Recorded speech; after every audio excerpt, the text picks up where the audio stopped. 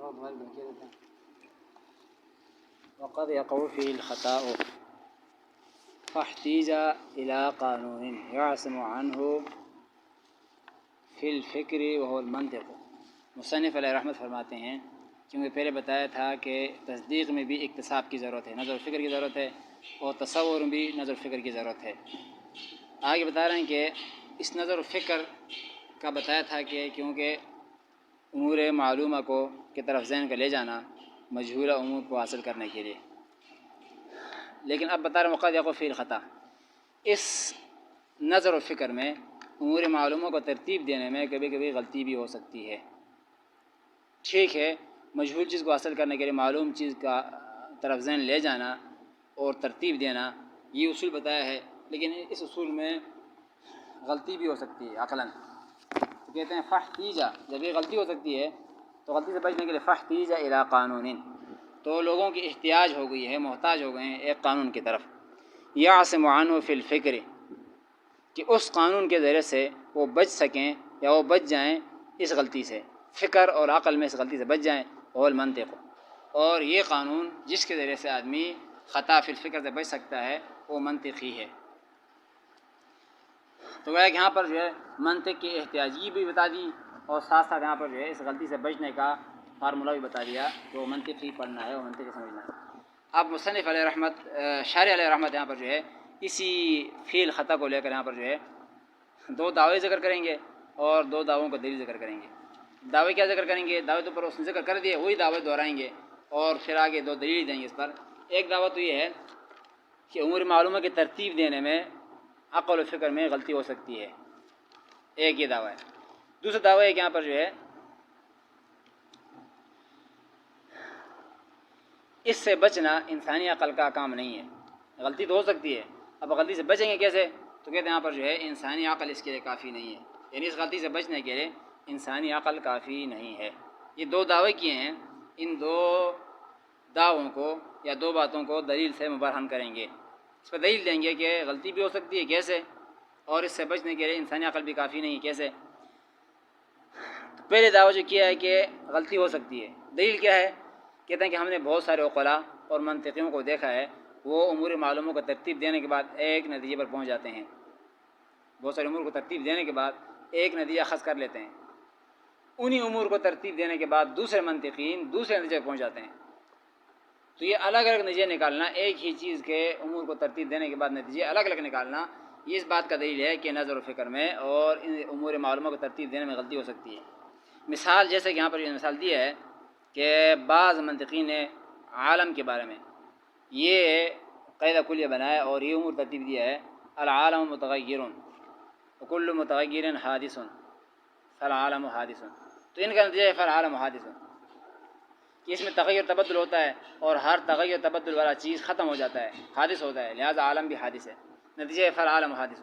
یہ بعض منطقین اور بعض یہاں عقلاء اس نتیجے تک پہنچے ہیں.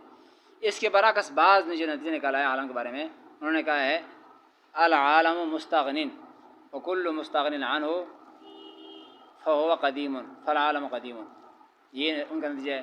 تو ان کا نتیجہ نکلا ہے کہ عالم قدیم ہے، ختم ہونے والا نہیں ہے، اور دوسروں والے کے یہاں پر جو ہے عالم حادث ہے.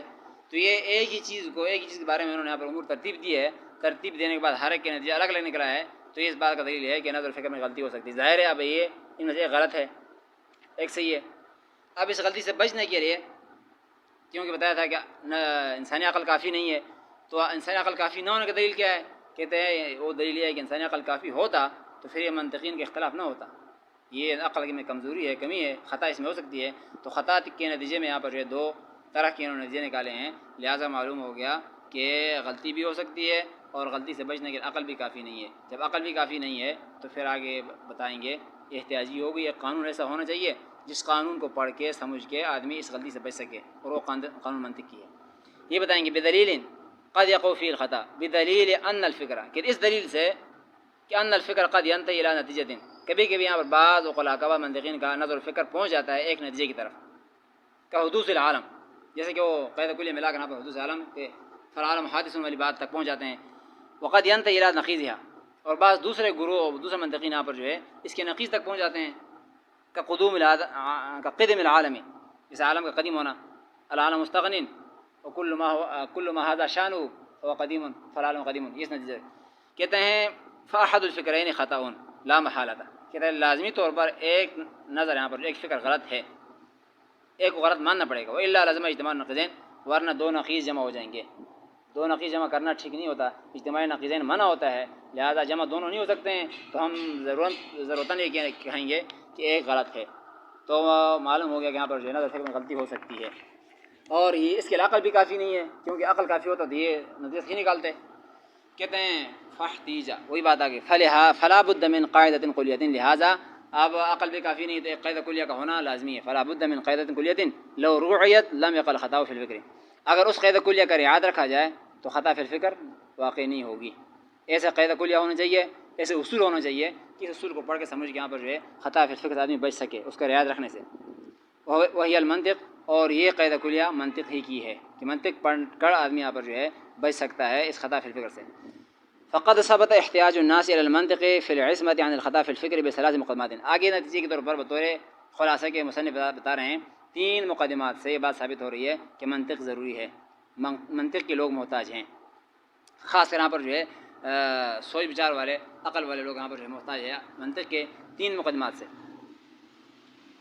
فقط ثبت کہ ثابت ہوگی احتیاج الناس الى المنطق کہ لوگ محتاج ہیں منطق کے. کس بات میں محتاج ہے؟ فی العصمۃ عن الخطا فی الفکر، خطا فی الفکر سے بچنے کے لیے. عصمت معنی ہوتا ہے بچنا، خطا فی الفکر سے بچنے کے لیے یہاں پر جو ہے منطق کے محتاج ہے. اور یہ ثابت ہوا ہے بثلاث مقدمات، 3 مقدمات سے. 3 مقدمات کیا؟ الاولا، پہلے مقدمہ ان العلم اما تصور او تصدیق. علم یا تصور ہوگا یا تصدیق ہوگا. اور تصور تصدیق کے اندر بھی 2 قسمیں ہیں، حسابی اور نظری. نظری اور ضروری. تو نظری کے اندر پھر عقل کی ضرورت پڑتی ہے.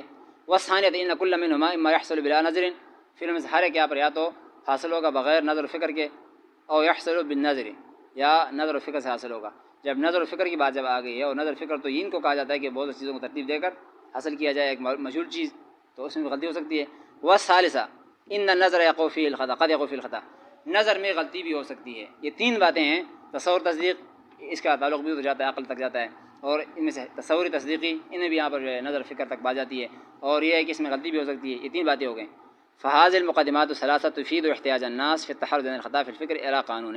کہ یہ 3 مقدمات ملائیں گے تو یہ فائدہ دیتے ہیں احتیاج الناس کے لوگ محتاج ہوتے ہیں في التحرز عن الخطا في الفكر، خطا فی الفکر سے بچنے کے لیے الى قانون، ایک قانون کی طرف محتاج ہے. وذلك هو المنطق، اور وہ قانون یہاں پر منطق ہی کی ہے.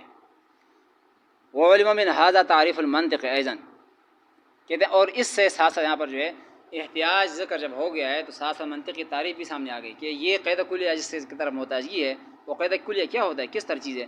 کہتے ہیں منطق کی تعریف سمجھ میں آ گئی. بیان و قانون، وہ تعریف یہ ہے بیان و قانون یعصم مراعاتها الذہن عن الخطا فی الفکر. منطق کہتے ہیں ایسے قانون کو کہ اس کے رعایت رکھنے سے آدمی خطا فی الفکر سے بچ جائے، محفوظ ہو سکے. اس قانون کو منطق کہتے ہیں، یعنی جس کے رعایت رکھنے سے، جس کے سمجھنے سے آدمی خطا فی الفکر سے بچ سکتا ہے، یعنی امور ترتیب دینے میں غلطی اس سے نہیں ہو سکتی ہے منطق پڑھنے سے. بیان قانون کہتے ہیں ایسا قانون ہے یعصم مراعاتہ، اس کے رعایت رکھنا بچا دیتا ہے الذہن، ذہن کو عن الخطا فی الفکر، خطا فی الفکر سے. فہا ہنا علم امران من الامور الثلاثۃ التي وضعت المقدمۃ لبیانها، بقی الکلام فی امر ثالث. اب یہاں سے فہا ہونا سے ایک اعتراض جواب ہے. اعتراض ہے کہ پہلے مصنف نے وعدہ کیا تھا کہ میں مقدمہ کا بتایا تھا کہ 3 چیزوں کا ہم پر بیان ہوگی، ایک تو تعریف منطق، اور احتیاج الی المنطق، اور تیسرا موضوع. 3 چیزیں بتایا تھا یہاں پر جو مقدمے میں کہ 3 چیزوں کا تذکرہ ہوگا. اس کے بیان کا پہلے یہاں وعدہ کیا تھا. حالانکہ یہاں پر وعدہ خلافی ہو رہی ہے کہ احتیاج تو بیان کر دیا کہ منطق کی محتاجی یہ بھی ہو گیا، ایک وعدہ تھا. اور دوسرا وعدہ تھا کہ یہاں پر قانون یہ تعریف منطق کا، منطق کی تعریف بھی آ گئی، لیکن موضوع کا یہاں پر ذکر اس نے نہیں کیا ہے.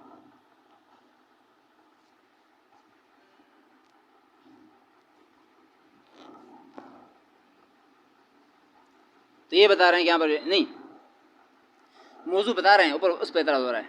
فاحتیج علی قانونی، اوپر وہ موضوع علی علم، تعریف بیچ میں نہیں کی ہے، موضوع شروع کر دیے. اوپر مصنف پر اعتراض ہو رہا ہے کہ اس نے کہا 3 چیزیں ذکر کروں گا، احتیاج منطق، اس کی محتاجگی کیا ہے، ضرورت کیا ہے، ضرورت ذکر کر دیا. ساتھ کہا تھا تعریف کروں گا، تیسرا موضوع بیان ہوگا اس میں. تو احتیاج تو بیان کر دیا، آگے تعریف نمبر تھا، تعریف ذکر نہیں کی ہے. اور آگے پھر یہاں پر کیونکہ موضوع آ رہا ہے وہ ذکر کریں گے اوپر، ابھی ہم نے پڑھا نہیں ہے متن میں، تو کہتے ہیں گویا کہ دو ذکر کر دیے، تیسری چیز چھوڑ دی ہے، تعریف۔ یہ کیوں چھوڑا ہے؟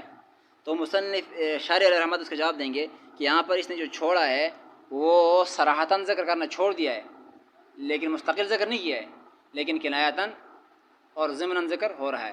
یا ذکر ضمناً ہو یا صراحتاً ایک چیز ہوتا ہے، اگرچہ صراحتاً اور مستقلاً تعریف ذکر نہیں کیا ہے، لیکن کیونکہ احتیاجی کے اندر بھی تعریف خود بہت ہو رہی ہے، احتیاج منطق کے اندر بیچ میں تعریف خود بہت ہو رہی ہے کہ یہ جس کے محتاج ہم ہو رہے ہیں وہ کیا چیز ہے، تعریف خود بہت ہو رہی ہے، لہٰذا مستقلاً ذکر الگ کر کے اس کا ریٹ نہیں دیا اور انداز اس کا موضوع نہیں، کیا نام ہے، عنوان نہیں دیا ہے تعریف کا، لیکن کیونکہ تعریف بیچ میں خود بہت ہو رہی تھی ضمناً، اس وجہ سے الگ کر کے ذکر نہیں کیا ہے۔